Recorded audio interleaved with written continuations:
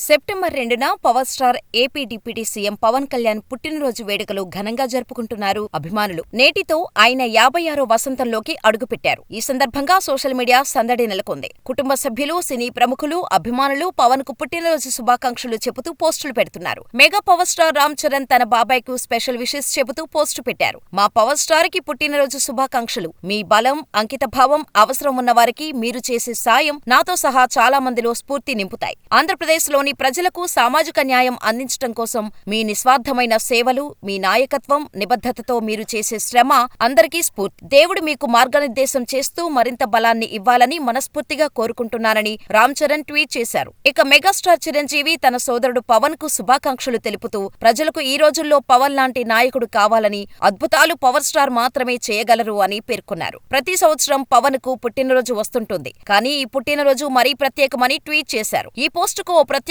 ఫోటోను చిరంజీవి షేర్ చేశారు. ఈ ఫోటో సోషల్ మీడియాను షేక్ చేస్తోంది.